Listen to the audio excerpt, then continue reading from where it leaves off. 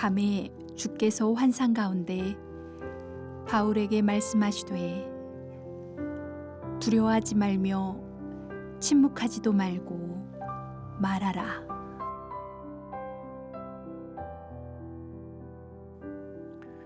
성경을 읽다 보면 두려워하지 말라라는 말씀이 많이 나옵니다. 리처드 범브란트라는 루마니아의 목사님은 공산치하에서 14년간 감방 생활을 하였는데, 그는 감방에서 성경을 읽는 중 성경에 두려워하지 말라라는 말씀이 366번이 있다 하는 것을 발견하였답니다. 매일 한 번씩 두려워 말라고 말씀하시고, 심지어 4년마다 한 번씩 있는 윤년에도 두려워하지 말라는 의미로 우리 하나님이 그렇게 주신 것이라고 설명했습니다. 그런데 반대로 성경에 두려워하라 하는 말씀도 많이 나옵니다. 성경을 읽다 보면 경외하라라는 단어가 많이 나오죠. 하나님을 경외하는 것이 지식의 근본이다, 이렇게 말할 때처럼 말입니다. 영어로는 fear입니다. 두려워한다는 말이죠. 성경에 두려워하지 말라는 말씀과 두려워하라라는 말씀이 다 나온다면 어떤 말씀을 따라야 할까요? 두려워하지 말아야 합니까? 아니면 두려워해야 합니까? 답은 둘 다입니다. 우선 두려워할 수밖에 없는 이유를 살펴봅시다. 오늘 고린도에 온 사도 바울은 무엇 때문에 두려워하였을까요? 첫째, 그를 둘러싸고 있는 현실이 그를 압박하기 때문입니다.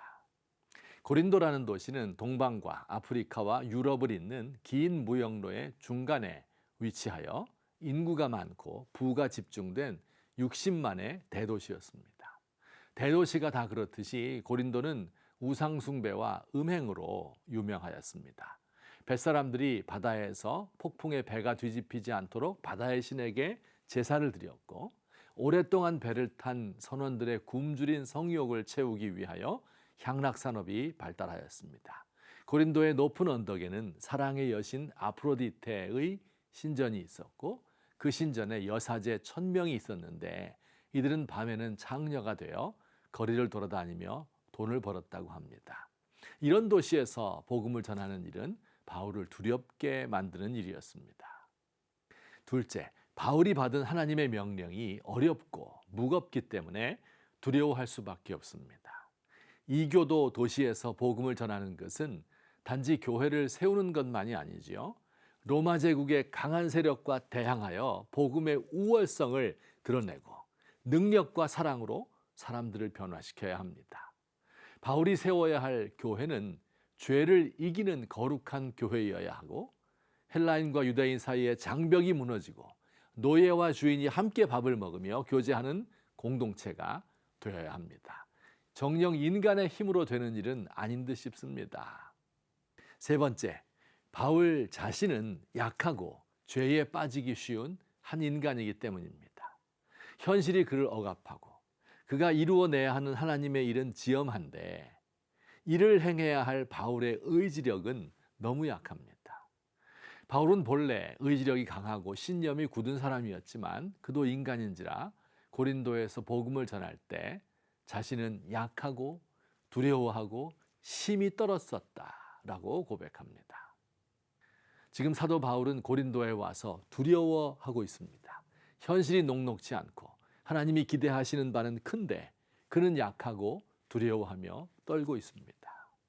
바로 이때 하나님께서 환상 가운데 말씀하셨습니다. 두려워하지 말며 침묵하지 말고 말하라. 내가 너와 함께 있음에 어떤 사람도 너를 대적하여 해롭게 할 자가 없을 것이니 이는 이 성 중에 내 백성이 많음이라 라고 말씀하셨습니다. 이 환상을 보고 음성을 듣고서 바울은 정신을 차리고 기운을 내었습니다.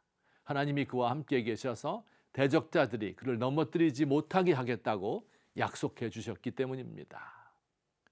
하나님이 두려워하지 말라라고 말씀하시는 것은 현실을 모른 채 괜찮아, 다 잘할 수 있어 라고 이야기하는 것이 아닙니다.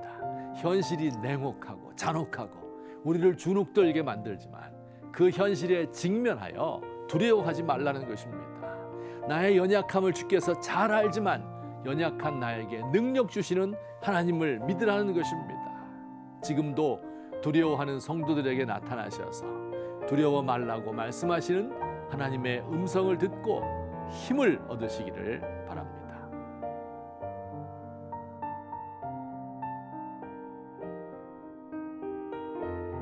주님, 때로 삶이 무섭고 현실이 두려워 위축되고 주눅들어 꼼짝을 못할 때가 많습니다.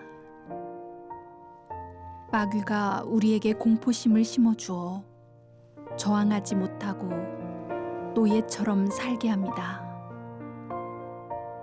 주여, 두려워하지 말고 말하라 말씀해 주십시오. 저의 떨리는 무릎과 힘없이 축 처진 어깨를 붙들어 주십시오.